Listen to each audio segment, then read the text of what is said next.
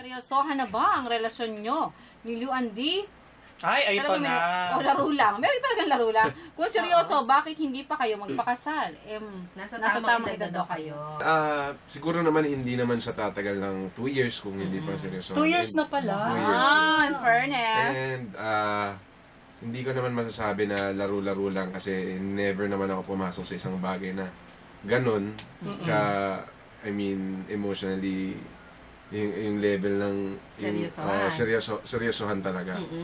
And another thing, yung sinabi niya na tinatanong niya na bakit daw hindi pa kayo magpakasal sa tamang edad na? Babalik ko lang yung tanong, ano ba yung tamang edad? Nalalaman, Oo nga. kumbaga may mga nagpapakasal na mas maaga pa sa edad namin. And ako, sa tingin ko, marami pa kaming gustong mangyari. Goals na gustong ma-achieve pagdating sa career. Hindi pa kami masasabi na sa prime ng careers namin. Tsaka parang halos nagsisimula pa lang yung pag-pick up ng career, diba? Kahit si Luan D, diba? Parang sa hosting nag-crossover na siya sa pag-acting. Ako may tanong ako, Go! paano ka na-influensya naman ni Luan D? Pagdating sa personalidad?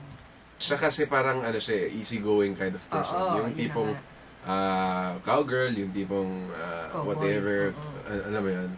Ako medyo seryoso ako eh. Pag, magkaiba. Medyo.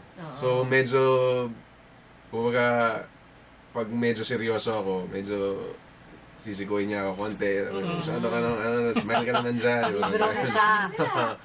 Ganyan. So, So medyo na babalance ako. Ginawa niya yung I Heart You Pare dati with Ding Dong Dantes. Ngayon, papayag ka ba, kunyari, magkaroon si Luan ng ibang partner tapos magkakaroon pa ng mga medyo intimate scenes? Oo, kissing scenes. Well, Magiging problema kaya sa inyo yon?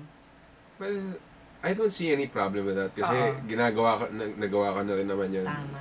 I have a movie now na parang medyo may ganun na pag-usapan namin.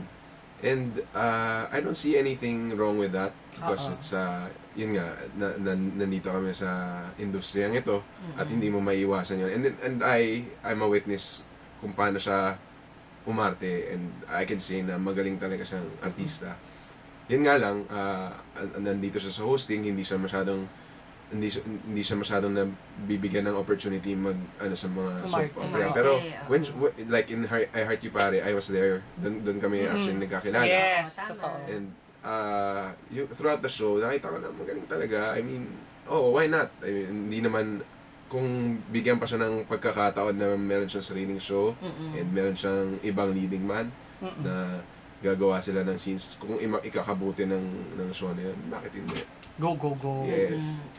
Sabi nga pinsan niya si Ding Dong, di ba? Apo. So paano naman naka-influensya sa'yo si Ding Dong? Pagdating sa acting niya, Close ba kayo to begin with? Opo, malaking bagay po, malaking influensya siya. And kahit kung hindi pa ako nag-artista, he's always been there parang to give me yung motivation na kailangan ko, yung mga aral sa buhay. Parang big brother ko siya. And talagang close kami since bata, lumaki kami together.